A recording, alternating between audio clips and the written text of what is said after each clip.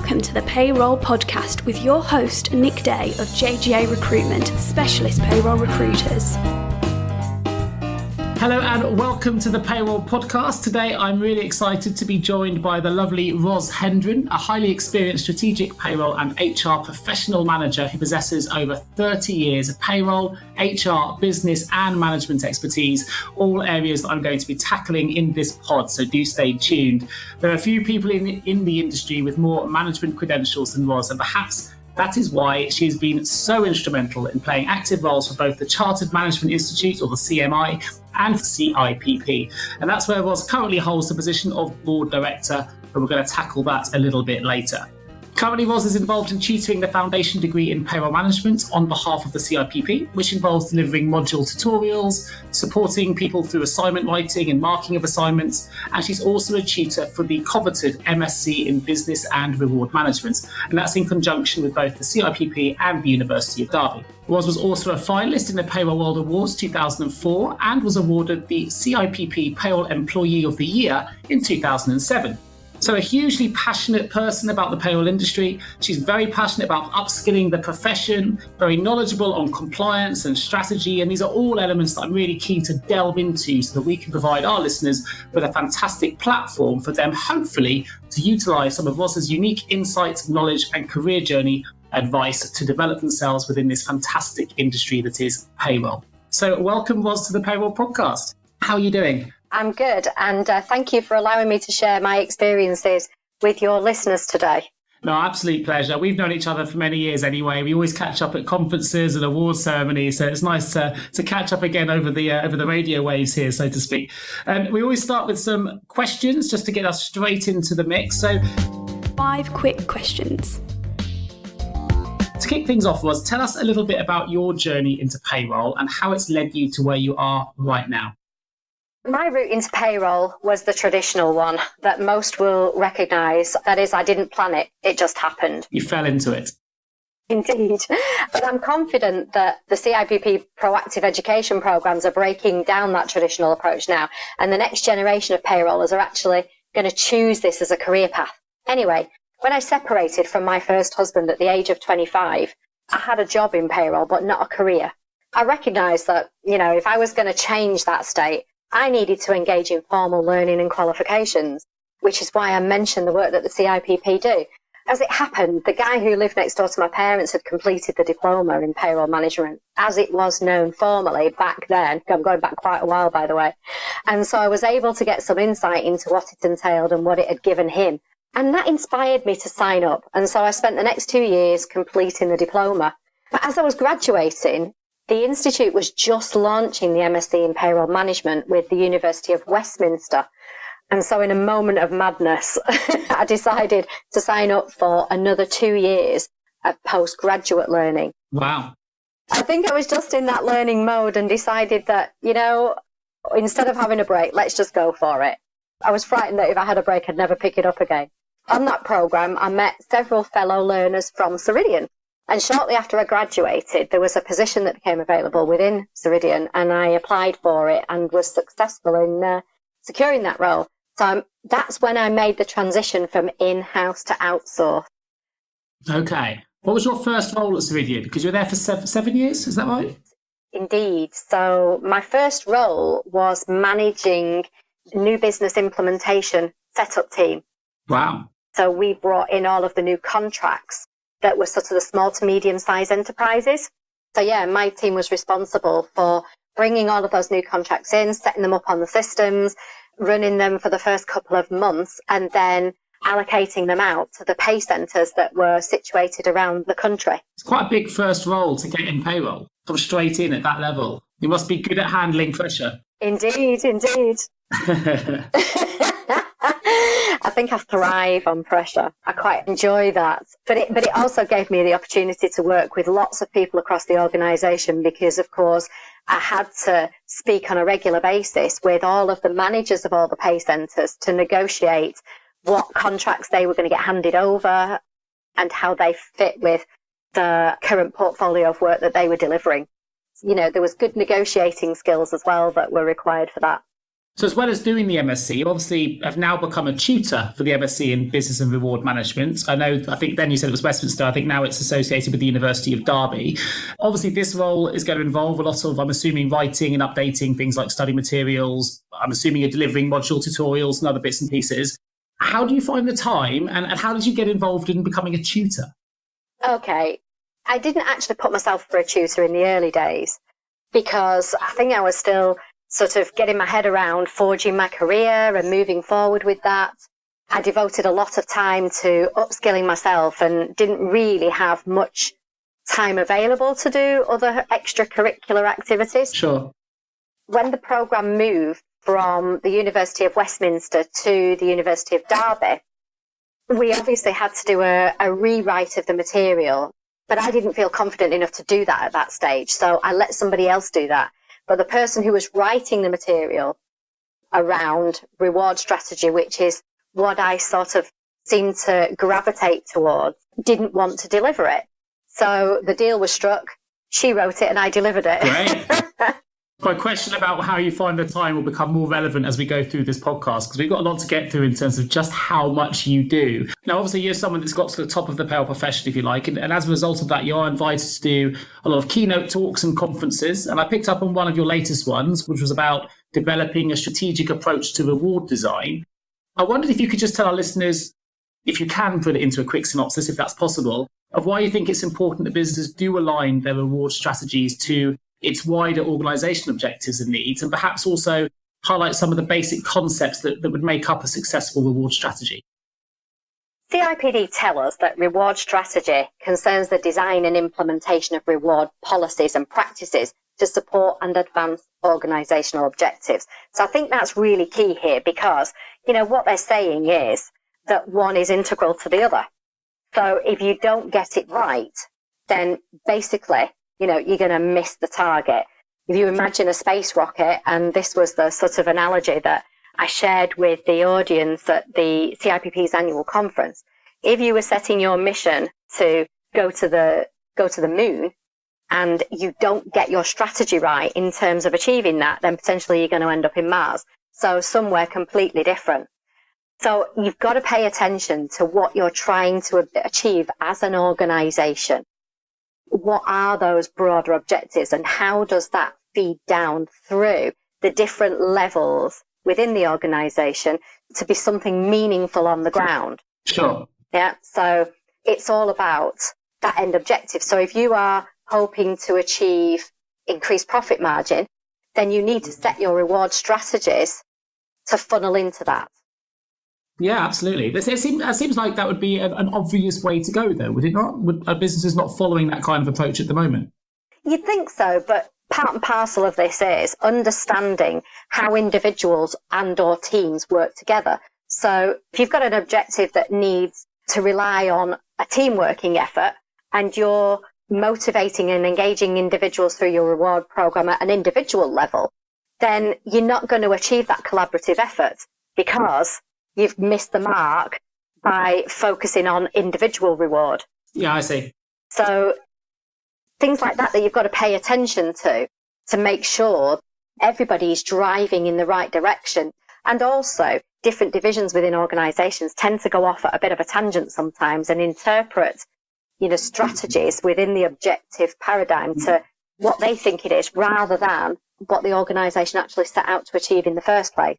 So understanding that in context is really important, but also understanding what the different individuals require as well. So whilst you've got to consider the collaborative effort, you've also need to consider how individuals are motivated in themselves. And that will be different for everybody. And also what we're seeing now, Nick, is a shift in terms of the newer generations coming through into the workplace. So the Gen Y and Z, the millennials. Yeah. What they're looking for, which is completely different potentially to what any of the rest of us would see as being the traditional reward structure. So payroll people should naturally be quite good at this then, because they're quite used to wearing different hats and handling different priorities and stakeholders and being challenged, if you like, to deliver a great service across so many different changing priorities and stakeholders. I reckon that it's kind of a good place for reward to sit with a payroll professional, if you like, if they have to sort of bring the wider organisational objectives into one aligned reward view. Absolutely, yeah. And of course, the big part that payroll plays in all of this is the compliance angle.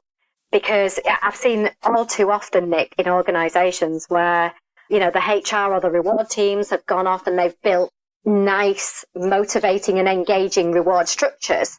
When it's brought back to the payroll table, payroll have to then turn around and say, well, you can't do that. There's a tax issue there or a compliance issue. And so if you want to do that, we're going to have to do it as a grossed up element in the payroll to make sure that we're not missing the mark when it comes to compliance. So payroll absolutely plays a massive role, or should play a massive role, in helping design reward structure and strategy. Great, fantastic. Now, I have to ask this question, Ros, because I saw your LinkedIn profile and you have so many letters after your name. I think I saw MSc, CMGR, FCMI, DIP, FCIPP, DIP, and FHEA, just to name just a few. I think you've also, as I mentioned earlier, passed the CMI and the CIPP. Rather than me trying to work out what they are, I had to ask, burning question to me, can you tell me a little bit more about your educational journey yourself, particularly because you've become a tutor? So you've gone through that process and you've kind of touched upon your MSc already. A little bit more about your educational journey and how in particular you've used those learning experiences, because they're not just payroll related qualifications, to develop and progress your career to where it is now. It's a bit of a mouthful, isn't it, all of those letters? That's good, it's impressive. So I first completed, obviously, the Diploma in Payroll Management, which gave me MCIPP DIP. And then I followed that with the MSc, allowing me to use those letters. But the stance with CIPP is that if you invest the time in achieving the MSc, then you're granted fellowship. Right, okay. To recognise what you've given back to the industry by promoting the industry through that learning process. So that gave me the FCIPP DIP. Whilst I was at Ceridian, and I think this is a really key point here, I was fortunate enough to be enrolled on a formal management training programme, which I think has been invaluable in supporting my career advancement to date, as I didn't just have technical payroll skills, but I also had the technical management skills. That's a big area, I think, where a lot of payroll managers today fall down, because they've got the really good, solid technical background, but their employers fail to invest in their learning from a formal perspective in the management piece, and that's really key. But I was fortunate, and it gave me the confidence to manage people as well in a really strategic and supportive manner. I'm really passionate about this, and I wish more organisations would invest in relevant management training programs. It does seem to be a common theme within the podcast, actually, that we've done. We've done others with the likes of Kate Upcraft and Max and others that have all kind of said that businesses could really do more to invest in their staff in terms of that management training piece. That seems to be one of the missing pieces in the jigsaw for developing strong leaders for the future. Absolutely. I couldn't agree more. And I think we really need to bang the drum on this one and encourage organisations to invest in this area. Anyway, that management training that I was fortunate to have allowed me to complete a management diploma, which is where the letters MCMI DIP came in, because that was with the Chartered Management Institute. But you know me, I wanted to continue developing my skills in management as well. So I worked really hard on identifying my skill gaps as a manager and engaging in learning to keep developing that skill set. And then it meant that I could apply for and was granted a chartered membership through proving the application of that development in the contextual environment. And then following on from that, I applied for fellowship of CMI and was granted that as well. So I've proven myself to the Chartered Management Institute as worthy of having fellowship and being a chartered manager. Yeah. And then about 5 years ago, I was given the opportunity by CIPP to engage on the postgraduate learning programme. This was a postgraduate certificate in work-based learning. Right. So a teaching qualification. Yeah. And that's provided me with invaluable skill sets through which I've been able to enhance the MSc and foundation degree learning programs. So giving something back to the learner population that come through the CIPP. And it ensures that the learners get the best experience they can from their respective learning programs. And that gave myself and some others who were fortunate to do it as well, fellowship of the Higher Education Academy. And that's where FHEA comes from. Fantastic. Well, it sounds like you're definitely an opportunity taker rather than someone who, shies away from it, because every opportunity has been given to you, certainly in your educational journey. You seem to have grabbed with both hands and pressed on. I'm sort of a couple of years, I might be interviewing Dr. Ros Hendren, I reckon. If it comes in front of it, a bit more to come. But I mean, you've clearly used those qualifications. You're involved in, some quite very high profile, significant board level strategic HR and payroll projects over the years. And you've got a lot of board level strategic experience. And it's something that I know many of our listeners are really keen to know more about, especially in terms of how they can develop their careers to get that kind of level of exposure, to get this level of authority and start having sort of senior board level conversations within their businesses. So can I ask you what advice you would give to perhaps a payroll manager that's listening to this right now who is really keen to have an impact at board level, but isn't quite sure how to elevate themselves to get there? That's a really good question, Nick. So being able to influence strategic decisions at board level requires quite a big range of skills. It's not rocket science, but if you're not aware of those skill sets or don't possess those skills or expertise, you're unlikely to be able to have a voice and make a difference. It's really key here. So what do you need to know? Well, okay, if I think back to my own journey and experiences that have positioned me to be able to deliver strategic influences at senior levels within organisations. So firstly, understand your business, its goals and ambitions, its internal and external drivers, and its people and culture, because any strategic decisions that are made will need to consider all of these aspects. As a strategic influencer, if you've already done your homework in terms of what matters to your organisation and what's going to deliver the right results to support its goals and ambitions that we talked about before, you should have no problem being able to present your business case for change in such a way that the decision to adopt your recommended strategy will almost be a foregone conclusion. Secondly, work on developing your gravitas. What do we mean by that? Well, it's a bit of a buzzword at the moment, this. I've attended 1 or 2 webinars myself on this. Basically, you need to be clear about the image that you are presenting to your stakeholders. How do you engage with your audience? Are you reflecting the right image? Do you show engagement in all of your stakeholder meetings and discussions, actively taking part? So you need to reflect on how you show yourself in all of this activity. Or do you sit back and let others lead the discussion? Sure. Be really critical about yourself. Do you proactively get involved in the business of the organisation? Or do you only engage in what impacts on your own sphere of work? These are things that will make you stand out. Are you a leader? There's a bit of self-reflection there, isn't there? A bit of self-reflection required. It's not always you haven't got the opportunity. Sometimes you've got to ask yourself the question as to whether you're doing the right things to be given that opportunity. Absolutely. So you need to be very self-aware, and have enough emotional intelligence to understand the image that you're creating, but also the impact that you're having on all of those around you. So all of your stakeholders. Thinking about, are you a leader? And if so, are you an inspirational leader? Or are you just a manager? Not that being just a manager is any less important, but it's a very different role. If you're confused about your image, your stakeholders are also going to be confused. And so they're going to be unsure as to how to react to you and any recommendations that you make. That's a good point. Yeah. So, and finally, never stop learning, particularly about all the relevant change that's going on within the industry or your business specifically. Because when you're selling strategic change at board level, what the directors are going to be looking to see is how credible you are. If they feel comfortable that you're knowledgeable and you're constantly scanning the horizon to see what's coming next, keeping up to date with legislation, technology, the economic climate, what employees want, and are not just acting or reacting in the moment, then you'll start to build up your image as a trusted advisor to the business. And the more they trust you, the more they will trust your recommendations.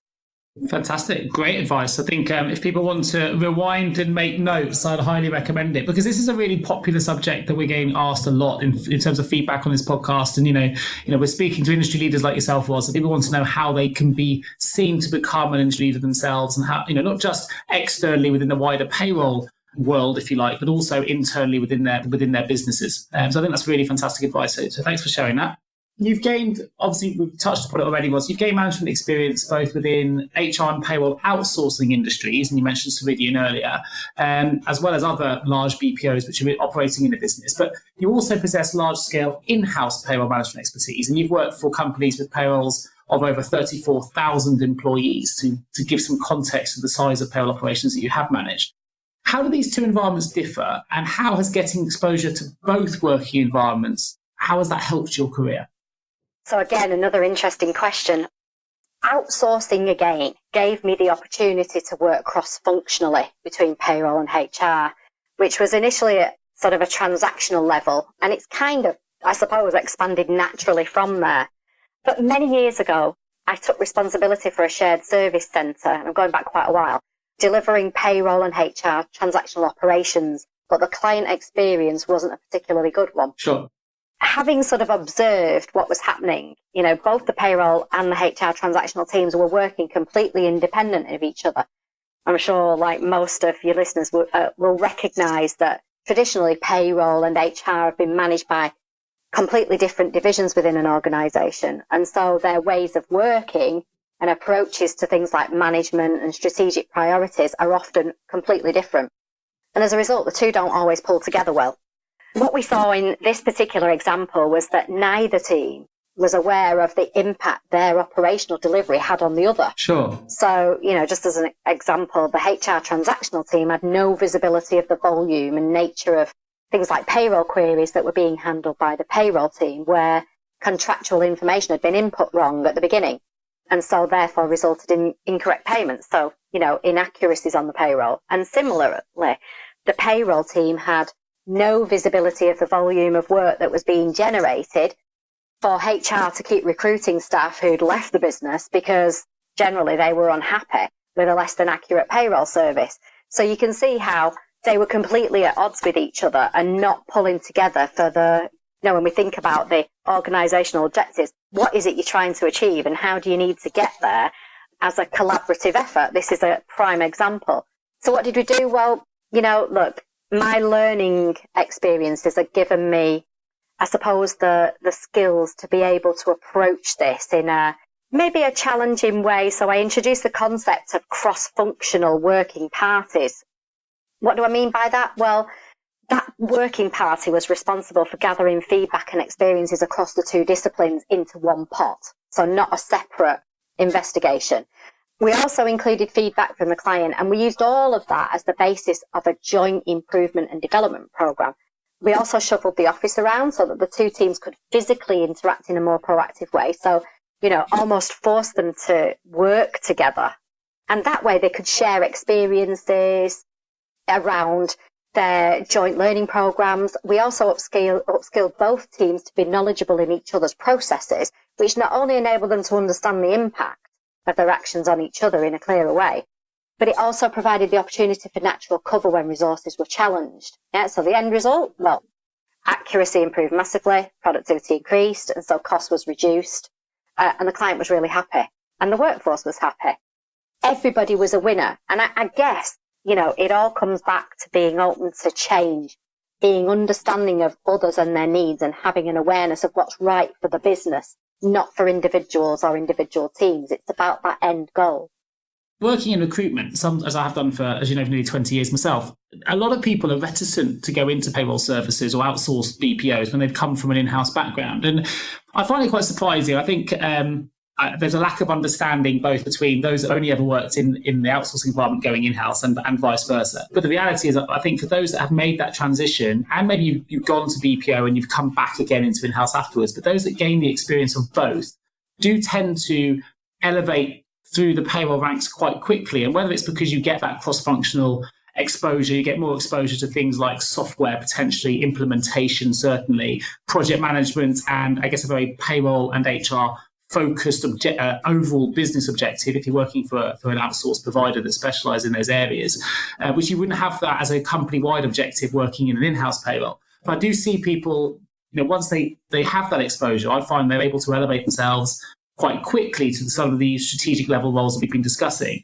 And yet, despite that, I guess, trend that we can see as recruiters from this side of the table, it still seems to be a move that a lot of payroll people are very reticent to do. They don't want to come away from what they know, which sometimes might be that they want to stay within the same sector, doing in-house payrolls, and their moves always remain sector specific. What are your views on it? Do you think more payroll people should be open to challenging themselves in different environments, like going from in-house retail, for example, payroll through to outsourcing? Or do you think it's better to champion what you already know and to cement your learning within one sector? Or maybe there isn't a correct answer to it, but what are your views? Because you've done both. Do you know what? I think this is about individuals and what they want from their career. So a lot of people are perfectly happy to, advance within their particular specialism within the industry, let's say, be that in-house or outsourced, and to sort of get as far as they can up the ladder. However, so I'm speaking about my journey personally here, because for me, I think you're absolutely right in what you've said, in that having both the in-house and outsourced experiences has given me so much more in terms of skill set and variety of experience, because I could never have hoped to have achieved the amount of learning and development that I have had I stayed in one particular specialism. Sure. And particularly in outsourcing, you're right. I was given the opportunity to work across audit and risk, compliance, product strategy, so developing products that we were selling to market, which naturally then fell into actually sales support and marketing, things like that. So you develop those kind of skill sets, running budgets, putting cost models together, so understanding, the cost of delivery of a particular product. And those are all transferable skill sets. So, they don't just apply to the outsourcing world. They apply across the function. But I think it gives you a rounded set of skills that, as I say, are transferable. They're not specific to any industry. And also in outsourcing, because, the business that you're in is delivering payroll, a huge number of organisations, potentially every organisation that you work with, they are in their own specific industries. So you get all of that experience as well. So if I think I've managed teams and been involved in clients who work in banking, in retail, in leisure, who all have their own unique requirements and complexities when it comes to payroll. And some of that will travel across all of the different functions, so experiences can be shared, but only apply to particular industries. But in any event, they're all hugely important experiences that you can take with you and feed back into the next thing that you do.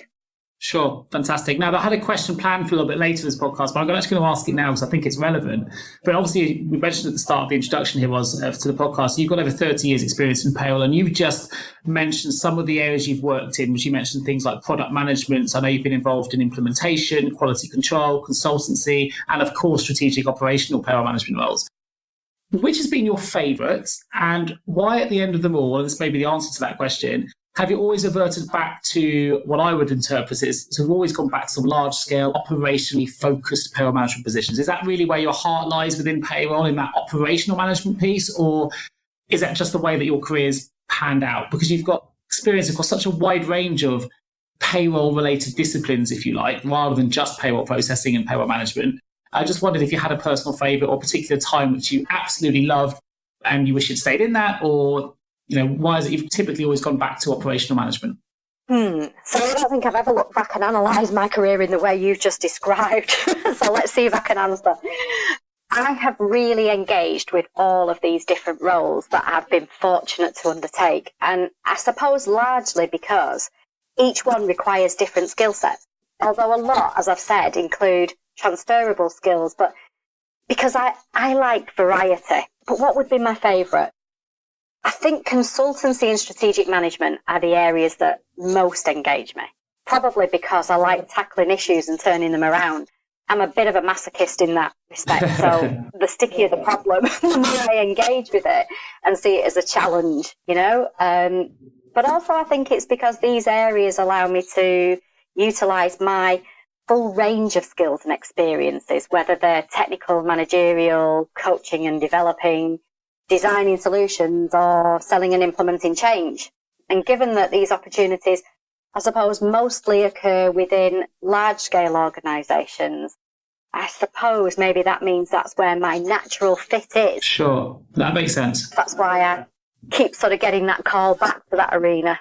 Great. Well, you're clearly very passionate about the industry. That comes through in loud and clear this end, which is great. Well, so we're going to find out a little bit more about you. Before we do, we're going to go to a quick advert break. So we're back in 2 moments. Einstein famously said that insanity was doing the same thing over and over again and expecting different results. We believe it's time to try a new approach to recruitment. JGA Recruitment specialise in recruiting the top 15% of payroll and HR talent using innovative 24/7 attraction strategies that are proven to improve quality of hire, candidate retention and return on investment. De-risk your recruitment process today and hire better talent faster with JGA Recruitment. Visit jgarecruitment.com to find out more. We're going to find out a little bit more about you, Ros. Time to find out more about you. How would your friends describe you and how would your work colleagues describe you? Ooh, let me think about that. I don't think friends or work colleagues would describe me any different, really, as I think I've got the same approach to work as I do to personal life. So what would they say? Well, I think they'd say passionate, bubbly, dedicated, motivated to improve, educate and constantly evolve, and engages fully in everything to get the maximum experience. Fantastic. And my knowledge of me knowing you over many years would completely concur with that scenario, with that summary, which is great. So can you tell me something about you then that perhaps other people won't know about you? Ooh, I am also a professional actress. Oh, okay. I didn't know that. Tell me more. When I was in my formative years, it was the one thing I really, really wanted to do, but I won't bore you with why it never happened. But since then, I've spent sort of 30 years doing amateur dramatics. In more recent years, I've actually engaged with an agent and I do bits and pieces from time to time. However, a couple of years ago, I was lucky enough to be cast as the understudy for a one-woman play. Wow. And I managed to wangle 3 performances. Great. Fantastic. So, woman after my own heart here was. I mean, I have the same aspiration. I studied theatre. I did a master's in theatre before I got into there. Also studied at drama school. So I should add here as well, on this particular section, we've got a podcast coming up later, which has already been recorded with Rebecca Mullins. And she gives me something which surprised me. So for those listening to this as a series of podcasts, look out for that when that recording comes out. Anyway, fantastic. So for you, Ros, you are abducted by aliens who want to learn more about our species. What item would you take with you? I think it'd have to be tea bags. Tea bags? Yeah. Well, if you think about it, it's what the nation runs on, isn't it? Cups of tea.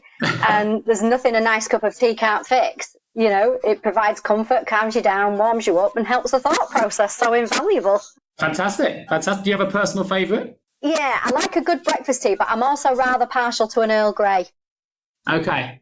So we'll let you take a mixture on this occasion, if you like. What game or instrument would you teach them? Oh, I think that would be, I'd teach them the saxophone. Do you play, or you just like it? No, I don't play. My husband did play a little, but I love the complex sounds that the saxophone produces, and when I listen to a really good instrumental piece, I feel that it gets right inside of me, and strangely, it has this quirky thing of both calming and motivating at the same time. I think it must somehow, I don't know, support my cognitive process because I do some of my best work listening to the saxophone. Fantastic. Well, I'm a fan of that response. I'm a big Bruce Springsteen fan, and his E Street Band always have saxophones, so I can understand that. What would you tell them about humans? So the biggest thing about humans is that every single human being is completely unique from the next. I think that's what I would tell them. So if you understand one human being and you think you can use that experience to understand everyone, then forget it.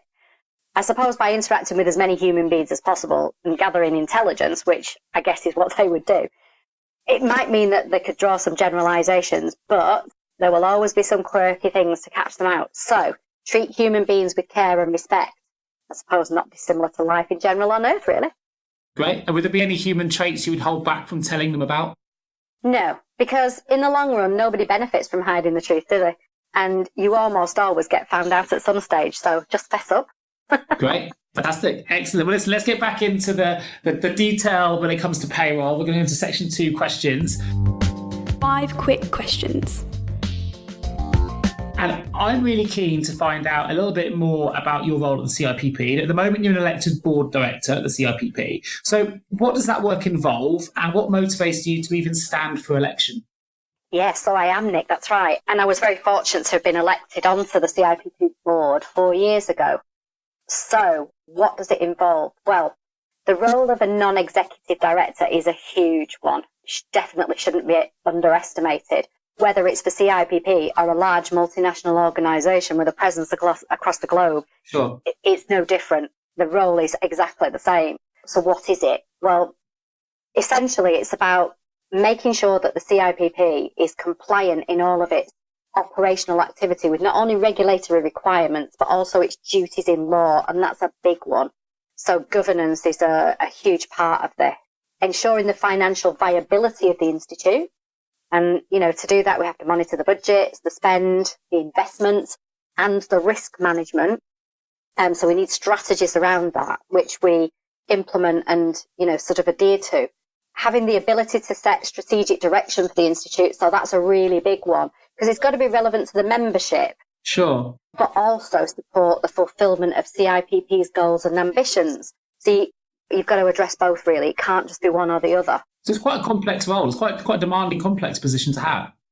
It absolutely is. And, you've also got to be proactive in being the voice of the members in the institute, representing views to external audiences in a positive way, to enhance the institute's reputation and further the development of the institute's profile in the industry, as well as the profile of all the professionals working in the industry. So it's huge and really important, and definitely not to be undertaken lightly. It must have been quite an exciting time for you then, because over the last 4 years, we've probably seen more changes, sort of instrumental changes in the payroll industry than ever before in terms of its status being raised within businesses, just gaining chartered status as well. And as an industry now, it's more recognised professionally than it ever was before. So what are some of the highlights for you that you've experienced over the last 4 years? That's right, Nick. I am standing for re-election this time because obviously my first tenure on the board, the 4 years, has now come to an end. So if I want to continue it, sort of delivering that good work, I need to obviously get myself re-elected. So what sort of things are we going to be looking at? Well, the CIPP is committed to continuing delivery of its traditional core quality services, and that's across the diverse group of members. So we need to be able to make sure that we have programs that suit all needs to help them stay up to date and compliant, but also, as I said, whilst promoting and enhancing industry profiles. But we also need to keep an eye on what else is going on. So we know that Industry 4 is here, and we need to understand what that means for us. Sure. Artificial intelligence. I listened to your podcast the other day around blockchain technology. What does that mean for us within the industry? Is it going to have a big impact or not? And if so, how will it be applied? These are all things that the Institute needs to keep on its horizon and keep researching and keeping pace with, so that when our members need information and training programs, we're there ready with them to deliver them. We're not playing catch up in the background. Those are the things that we've just sort of pulled together. Interestingly enough, we've recently been working on the short, medium and long-term strategy that we've been talking to the operational team about within CIPP. And some of these themes and flavours will start to play out in some of those strategies that you'll probably see coming on stream in the next months and years to come. Great. Sounds like an exciting time. Yeah, for sure. I like to see how important it is, and technology moves on so fast. But it's great to have a conversation with yourself, someone like yourself who's so passionate about just improving the industry for everybody. And if that means, using up your time, standing for election to help deliver those things, I think that's fantastic. So kudos to you, Ros, and I wish you the best of luck in getting re-elected onto the board. I hope that works out for you. I think utilising some of your knowledge, though, for the listeners that are tuned in right now, aside from your operational power management experience, you're also involved in some voluntary work developing and helping others in terms of their leadership skills. We're not even going to tackle that today because there's just so much to get through. But one thing I do want people to know is you've also set up your own payroll consultancy business. It's known as Well-Paid Consulting, and I understand that your business offers services such as payroll improvement strategy, HR and payroll implementation services, software reviews, vendor management, and so on. Now, it's not a plug for your business because I know you didn't know I was going to ask this, but the reason I'm bringing it up is that, again, whilst a lot of people want to get to the top of the payroll tree in terms of that board level involvement, there are also a lot of payroll professionals out there who sometimes feel like they've hit a ceiling and they, rather than work for an employer, they want to take the risk, the jump, the journey, if you like, into managing their own consultancy business. So I'm quite interested to know what your take would be in helping other people getting, if you want to start their own business, what would they need to do? What advice could you give them? It's obviously a very nerve-wracking decision to move from PAYE to self-employed as well. So what advice would you give to any aspiring payroll entrepreneurs out there who are interested in making such a move? Okay, so...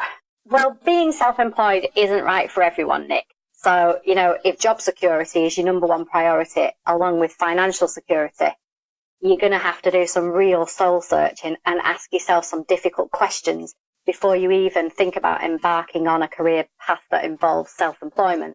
You probably might even want to talk to, a friendly accountant or a financial advisor, because they are skilled in helping guide you through that thought process. So they will ask you the difficult questions that you might not be able to ask yourself or even know to ask yourself. So I definitely recommend doing that. Get some independent advice about whether, first of all, it's right for you as an individual. If you're still interested, once you've gone through that stage, for me, I think the next step is to be absolutely clear about what you want to do and deliver. So what's your niche? Sure. It's easier to start delivering services that, you're experienced in and that come naturally to you, rather than trying to learn on the job with no prior experience. Sure. Because in a self-employed consultant role, you're going to be very much under the spotlight, because your client will be expecting great things from you. They're paying a lot of money, and they won't be prepared to have to micromanage you through delivery of a project. That's great advice. Yeah, don't overreach, because you're just going to lose credibility in the industry if you try to do that. So, start small and be comfortable about what you're trying to do. And finally, I'd say, make sure you have access to consultant communities and networks, because that helps you to take advantage of others' knowledge and experiences. I mean, I share information and have discussions with others on a regular basis because we help each other out. And it also potentially gives you access to future opportunities. So I've passed on many contract opportunity to others where I've had a call, but I couldn't progress it because I was already engaged in a contract. Sure. And included in this, I'd recommend agencies such as yourself at James Gray Associates, Nick, because making them your friends is important, as they're your eyes and ears on the ground in the industry. And people like yourselves will always be on the lookout for highly skilled individuals to recommend to clients. So you need to build that network up. Those would be my sort of initial suggestions. Absolutely agree. Obviously, I would on the agency piece for sure, but I mean, I'm also a big advocate for networking, and anyone that's seen any of the talks that I do at the CIPP or elsewhere, I think that's something that payroll people could definitely get better at, and the power of a network can be a really, really useful tool, particularly if you are looking to go and launch your own consultancy service in the future. So having run your own consultancy business now, what kind of project do you relish the most? What do you like the most? Again, I think, as I said before, it's about improvement, whether that be improvement of the strategic direction of the payroll service delivery, or the structure of a team and the sort of development of that team within that structure. It doesn't really matter as long as there's a challenge there. So for me, it's all about improvement, developing and improving and moving forward. If there's no challenge there, it doesn't engage me. I'm not switched on. I need to know that there's a good challenge for me to get my teeth into, and a strategic one that I can utilise all my skills and experiences bring into that role. And that I've seen a senior level, I suppose, as well, because I like to be that. I think of it as a strategic conduit between the board and the senior management within an organisation, selling recommendations and strategies, and the operational teams around the delivery of that. So, you sort of work with both both sort of arenas, and that requires different skill sets in itself, but you're that pivotal conduit in the middle. Sure. That makes perfect sense. So to take the podcast full circle then, and we started at the start of this podcast, we were talking about your talk on developing a strategic approach to reward design. You've just talked then about, the projects that you love tend to involve improvements in one way or another. One of the projects that I picked up on that you dealt with was when you were managing a 16,500 employee payroll at Direct Line Group, and you were involved there in aligning a number of their functions. I think it included reward, HR, tax, risk, and finance. Just last question, really. Why do you think alignment is so important? And you talked about it a little bit at the start of the podcast, but why should other businesses listening to this, or functions, if you're a payroll manager, follow this strategy? What are the benefits in that kind of group alignment, in your view? For me, it's all about stakeholder engagement, really, Nick. So I spoke earlier about cross-functional reviews of processes and how that helped turn around a client experience. And it's much the same, really. So, as an observer, often organisations view their operational processes in isolation within their own functional areas. Sure. And what that means is that whilst the processes might work for them, they never consider the impact of the way that those processes are delivered within the rest of the functional areas that either feed into that process or receive outputs from it. So as an analogy, I guess it's a bit like implementing a payroll system, yeah? If you build it without considering the format of the data that will be input from HR, for example, how are you going to pay anyone correctly? And if you don't consider the format of the information that others are going to need from you out of the back end, such as finance, how will the business account for the cost generated by the payroll activity? So having that engagement with all your stakeholders plugs the gaps that might exist in those processes. And remember, we also spoke earlier about becoming a trusted advisor to the business. Well, for me, this is certainly an area where individuals can build that reputation, because by engaging with your stakeholder community in a proactive way, not only delivers the right result for the business, that your processes are built to deliver and maintain and sustain operational activity across the organisation in a compliant and effective way, you're going to be viewed as a proactive leader and change manager within the business. And that's what's key here, isn't it?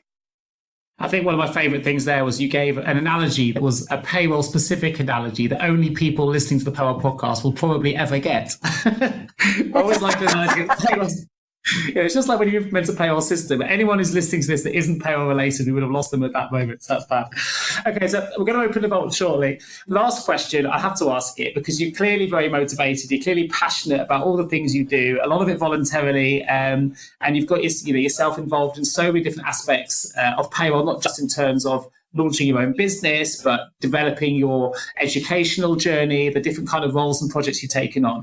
What is it that keeps you motivated? What stokes the fires within you that make you want to keep striving to not just improve your own credentials and role within payroll, if you like, but also improve the industry as a whole and those around you, which I know is something you're also really passionate about.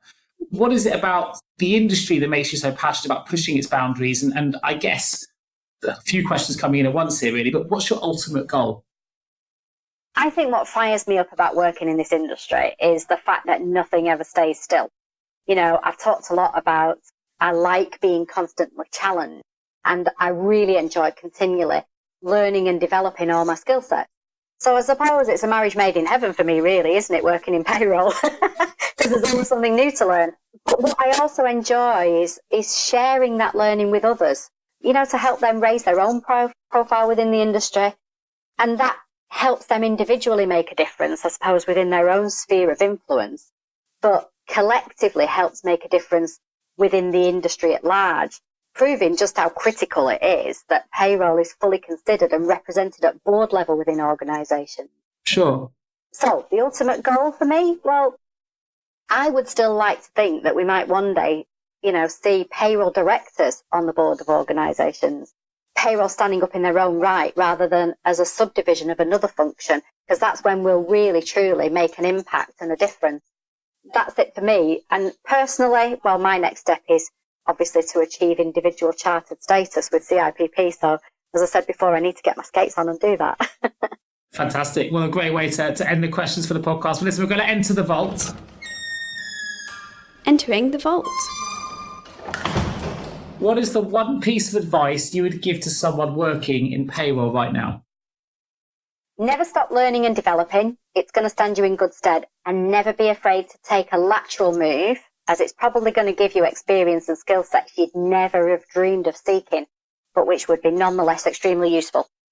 Fantastic. You're speaking to my recruiter heartstrings with that response, so thank you for that. With the benefit of hindsight, what would be the one career decision you would change? To complete formal payroll qualifications earlier, I think. I was 30 when I graduated from the MSc and my career took off. But I feel now like I'm running out of time to do all the things that I want to do before I retire. Excellent. If you had the power of foresight and could change the entire payroll industry with one action or improvement, what would that action or improvement be? Okay, where do you start with a question like that? So for me personally, I think, as I said before, if payroll had developed as an independent function rather than a subdivision of either HR or finance, I think a lot of the current issues we observe and experience within organisations could have been avoided, particularly from a compliance perspective. But I'd also say from a communications perspective, as payroll touches all departments at some stage or another, so it's pivotal to an organisation's smooth running. Great, fantastic. Who motivates you and why? My 3-year-old daughter. I observe, her capacity and ability to learn, and the fact that nothing phases her. She just instinctively overcomes the obstacles that appear in front of her. And I'm now learning from her approach to life, and I'm trying desperately to adopt some simple skills to dealing with challenging situations, in the way that she does. Yeah. I think we can learn a lot from going back to basics and not overthinking things. I think we try to make things too complicated. Yeah, it's a great answer. Love it. Last question. If you didn't work in payroll, what would you be doing? I'd be a full-time actress. I love playing different roles, Nick, learning different accents as well. That switches me on. And, being somebody completely different, it's a whole new world. And I'm sure you'll appreciate this with your background as well that you've shared with us today. And do you know what? It's a liberating experience as well. Fabulous. Fantastic. Absolute pleasure having you on the podcast. So thank you so much for joining on the Payroll Podcast today, Ros. It's been a real delight to learn all about your experiences, but also you've given the listeners some fantastic takeaway, practical advice and lessons and pieces of learning they can take away and hopefully implement to help elevate the industry as a whole and help people achieve their own goals of raising their career within the industry. So thank you so much for that. If there's anyone listening to this podcast who's interested in voting for Ros Hendren to be re-elected to the CIPP board, when is the last opportunity to vote, Ros? So the deadline for members to vote online is the 30th of November at 12 noon. So make sure you cast your vote. Fantastic. And can they access the ability to vote through the CIPP website, I presume? Yeah, so all members will have received a link to access the online voting. Yes, so they should just follow the instructions. Fantastic. I wish you the best of luck in the vote. For those interested in finding out more about Ros, I will put a link to her LinkedIn profile in the episode notes. Obviously, hopefully we'll be seeing Ros re-elected as part of the CIPP board. So I wish you every success with that, Ros. And we'd just like to thank everyone for listening into the Payroll Podcast. The next episode will be out in a couple of weeks.